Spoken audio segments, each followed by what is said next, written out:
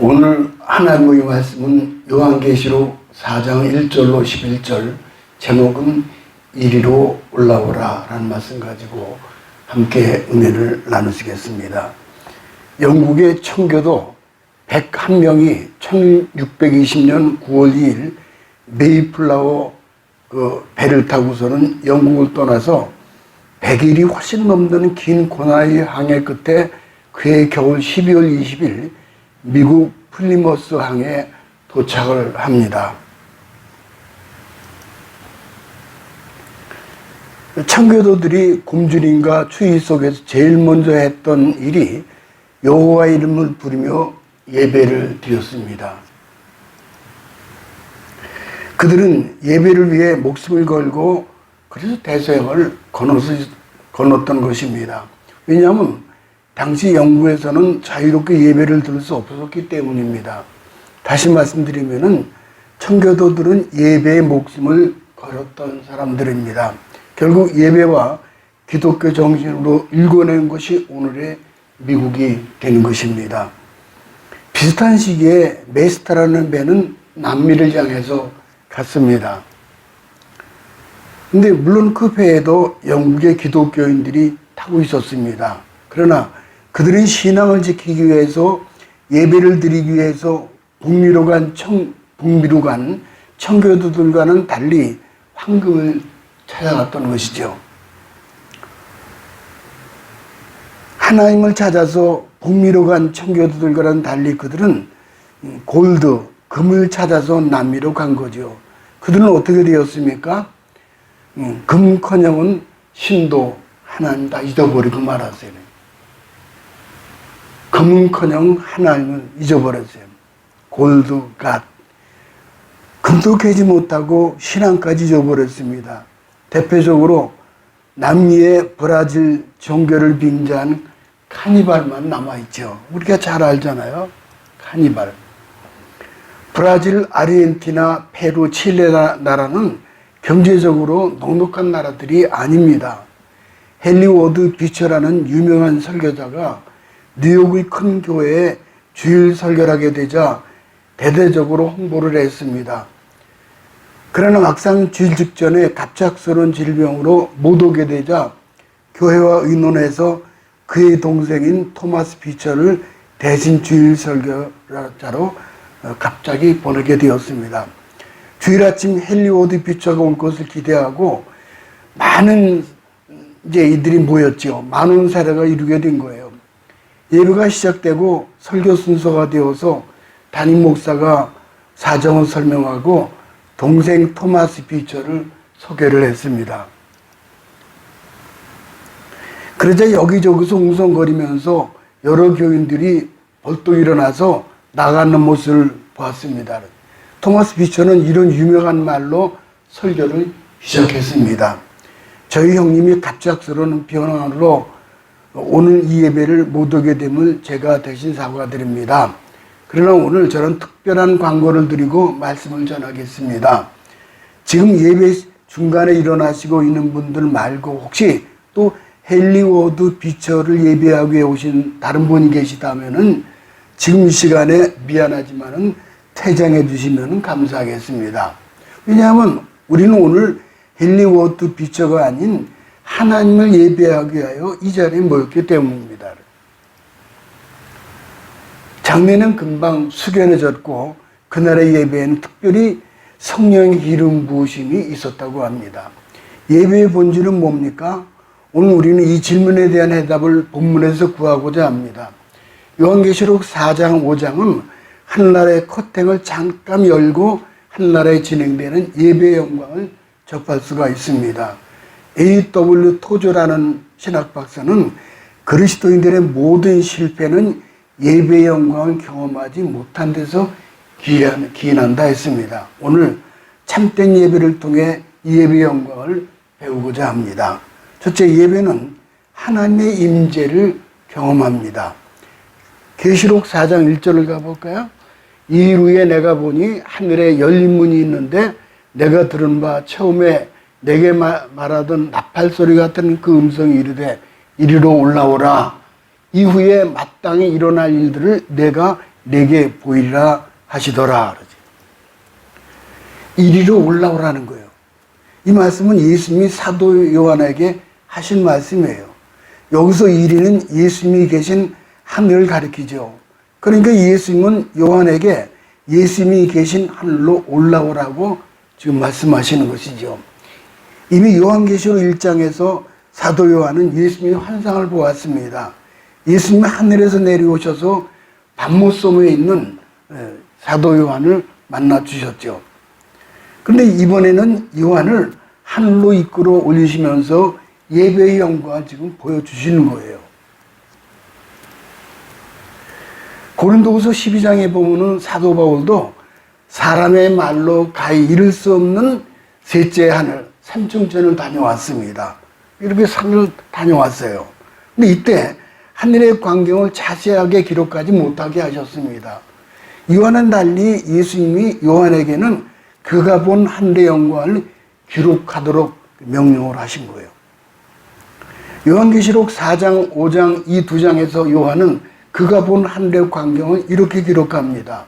먼저 요한계시록 4장에서는 보좌에 앉으신 이 곧 하나님에게 초점을 맞추고 있어요. 4장에서는. 그리고 5장에서는 어린 양 곧 예수님이 중심 인물로 등장합니다. 이어서 요한계시록 6장 이하 20장에서는 장차 이 땅에 임할 하나님의 심판을 기록을 하고 있어요.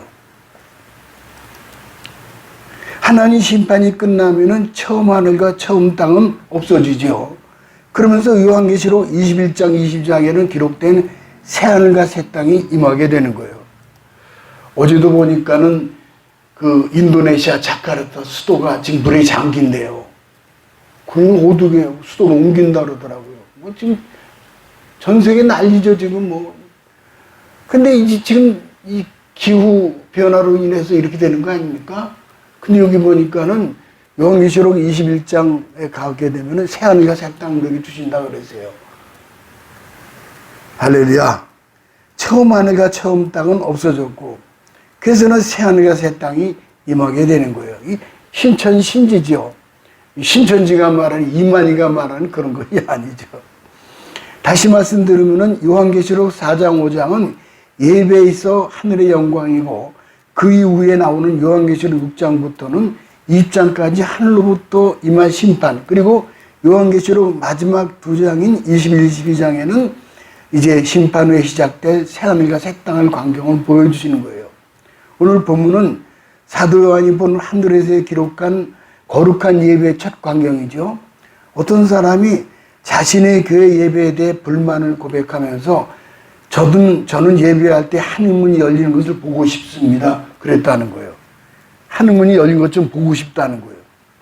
그렇다면 오늘 본문의 천상 예배를 목격하시기 바랍니다. 바로 하늘문이 열리는 것으로부터 시작하고 있기 때문입니다. 본문의 배경을 이해하기 위해서는 요한계시록 1장을 읽을 필요가 있습니다.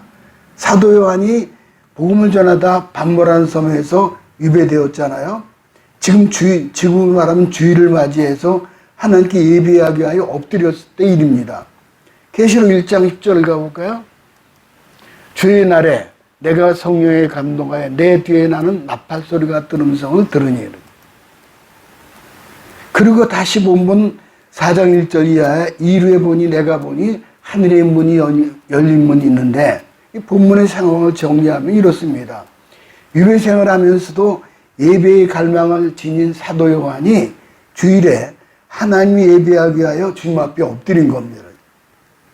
그가 하나님을 예배하던 굴이 바로 밤모섬에 지금도 잘 보존되어 있습니다. 그 순간 성령의 감동이 온 거예요. 나팔 소리 같은 주의 음성이 들렸고, 그리고 하늘의 문이 활짝 열린 겁니다. 그리고 4장 2절에 보면은 사도 요한은 하늘의 보좌를 보고 보좌에 앉으신 하나님 뵙게 된 거예요. 한마디로 이것은 하나님의 임재의 체험입니다. 한 기독교 심리학자는 예배자의 행복을 어린아이가 엄마의 풍성한 가슴에 젖을 물고 행복에 잠긴 것에 비유했다고 했습니다. 아기가 엄마의 임재를 확인하고 엄마에 의해 자신의 필요가 공급되면서 만족해하며 행복에 겨워하는 표정을 연상해 보시기 바랍니다. 그게 바로 예배의 영광이라는 거예요. 우리가 이런 예배를 드리기 위해서는 무엇보다 준비가 필요합니다. 예배를 갈망하는 마음, 하나님 앞에 엎드리는 자세, 그리고 하나님 성 듣기를 사모하는 마음의 예배자가 이 필수 덕목이 되는 거죠. 제럴드 엘 커피라는 대위는 베트남 전쟁에 참가해서 전투기를 타고 가다가 1966년 2월 3일 중국계 상공에서 총격을 받고 추락을 했습니다. 다행히 목숨을 건졌으나 7년 동안 월맹군의 포로가 되어서 여러 곳의 포로 수용소를 끌려다녔습니다. 제럴드 대위는 포로 생활에서 견딜 수 있게 해준 것은 그의 친구들과 예배드리는 믿음이 있었다는 거예요. 주일이 되면은 감방의 최고의 고참이 벽을 두드려서 주일 예배 시간을 알립니다. 모두 각자의 독방에서 일어나 같은 시간에 시편 23장을 암송하면서 예배를 드린 거예요. 시편 23편 4, 5절 유명한 말씀이잖아요. 내가 사망의 음침한 골짜기로 다닐지라도 해를 두려워하지 않을 것은 주께서 나와 함께 하십니다. 주의 지팡이와 막대기가 나를 안위하시나이다. 원수의 목전에 내게 상을 베푸시고 기름으로 내 머리에 바르셨으니 내 잔이 넘치나이다. 이렇게 월맹군 포로 잡혀갔던 그 미군 군인들이 이렇게 예배를 드렸습니다. 마침내 평화협정이 조인되어서 포로가 된 지 꼭 7년째 되는 날 석방이 되었습니다. 오랜 기다림 끝에 마침내 아내와 아이들을 함께 재회의 기쁨을 누렸습니다. 그리 신앙 고백이에요. 그 세월 동안 생존의 열쇠는 문고하니 예배를 드리는 믿음이었다라는 거예요. 생존의 비밀은 예배. 물론 그 남편 군인도 있었고 아이들 자녀를 전부 하나님께 예배 드렸죠. 그 예배를 끊어놓지 않은 거예요. 두 번째 예배는 하나님 앞에 엎드림이죠. 예배를 영어로 worship이라고 합니다. 이 단어의 어근은 was, 곧 가치를 얘기합니다. 가치. 요한계시록 4장 10절 11절 보면은 여기 신구약 시대 예배자를 대표하는 24장로가 보좌에 앉은 하나님 앞에 엎드려 이런 고백을 합니다. 계시록 4장 10절 11절을 가볼까요? 우리 주 하나님의 영광과 존귀한 능력을 받으신 것이 합당하오니. 여기에 합당하오니라는 말은 영어로 was라는 가치가 있다 그런 뜻입니다. 합당하다는 단어가. 왜 하나님께서 우리 예배를 받으실 만한 가치가 있으십니까? 계속 보시면 그가 만물의 창조자요 통치자이기 때문이에요. 하나님 만물을 창조하셨어요. 통치자하신다는 거예요. 11절 하반절에 보니까 그랬잖아요. 주께서 만물을 지으신지라 만물이 주의 뜻대로 있었고 또 지으심을 받았나이다 하더라.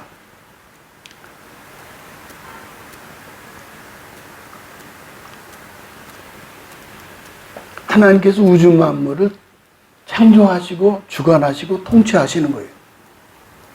지금 사도 요한은 창조의 엄청난 신비를 묵상하면서 그 앞에 엎드리고 있는 거죠.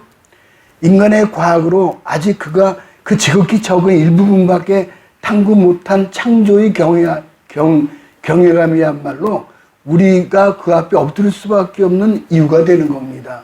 칼파르트는 과학과 예비는 동일하게 창조에 대한 놀라움으로부터 출발한다고 했습니다. 요한계시록 5장으로 넘어가면은 창조자 하나님에게서 구속자이신 성자 하나님에게로 초점이 옮겨갑니다. 5장 8절 보니까는 책을 취하시며 네 생물과 24장로들이 어린 양 앞에 엎드렸다 그랬어요. 누구 앞에 엎드렸습니까? 어린 양 예수. 그렇습니다.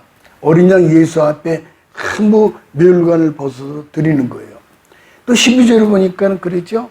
큰 음성으로 가로되 죽임을 당하신 어린 양이 능력과 부와 지혜와 힘과 존귀와 영광과 찬송을 받으시기에 합당하도다 하더라. 여기서도 합당하다라는 단어가 나오잖아요. 합당하다다. 그는 예수 그리스도는 예배받을 만한 합당한 가치가 있으신 분이에요. 왜 그렇습니까? 그가 바로 세상 죄를 지고 가는 하나님의 어린 양으로 오셔서 우리를 위해서 죽임을 당한 까닭입니다. 이 세상에 누가 나를 위하여 대신 죽으실 분이 있습니까? 그런데 예수께서는 속죄의 어린 양에 대해서 우리를 위해서 죽으셨다는 사실입니다. 이 속죄의 신비, 이 구속의 신비를 인하여 지금 사도 요한은 엎드려서 성자 하나님을 예배하고 있는 것입니다. 나 같은 죄인 살리신 은혜 때문이에요. 이 창조의 신비와 속죄의 신비로 인해 요한은 주께 엎드려 예배를 드리는 거죠. 그래서 4장 10절에 보니까 24장로들이 예배하며 자기의 멸관을 벗어서 주께 드리잖아요. 오직 그분만이 예배 받으시기에 합당하다. 그래서 참된 예배는 언제나 드림의 정신이 반영됩니다. 예배를 드리고 찬양을 드리고 기도를 드리고 사랑을 드리고 예물 헌금을 드리는 겁니다. 그분의 가치를 알기 때문이에요. 그것이 바로 예배입니다. 미국에 가게 되면은 급행 예배라는 것이 있대요. 별일 다 있어요. 이건 이제 미국의 플로리다 반도 아주 이제 레저 시설을 다 갖춘 그런 곳이죠. 근데 그 플로리다 해변에 펜시콜라라는 곳에 어떤 교회는 오전 8시에 20분짜리 예배를 드린다는 거예요. 급행 예배. 낚시하러 가는 사람들, 골프 치는 사람들, 요트 타는 사람들, 이런 놀러 간 사람들의 등등의 사람들이 여기서 많이 참석한다는 거예요. 그 예배. 20분짜리. 예배 안 드리면 마음이 찝찝하고 그래서 급행 예배라는 것이 생기고 있다는 거예요. 나는 예배 드렸다라는 마음의 위안을 받는 거죠. 신령과 진정으로 하나님께 드리는 예배가 아니라 내 마음의 위안을 얻기 위해 한 예배죠. 이런 예배를 하나님께서 과연 기뻐 받으시겠습니까? 현재 세계 최고의 미술 작품은 모나리자입니다. 기네스북은 모나리자의 가치를 약 40조 원으로 추정한다고 그래요. 모나리자. 프랑스 루브르 박물관이 소장한 모나리자는 루브르의 심장으로 대접받지만은 100년 전에는 그렇지 않았습니다. 모나리자의 진가가 세계에 알려진 것은 1911년 8월 21일 발생한 도난 사건 때문입니다. 다른 그림처럼 평범하게 전시된 모나리자를 훔친 사람은 루브르 박물관 유리공이었던 이탈리아인 빈세초 페루자라는 사람이었습니다. 이 사람은 이탈리아인 레오나르도 다빈치 작품인데 모나리자는 이탈리아 것이다. 그런 생각에 이탈리아로 가져가려고 했다는 거예요.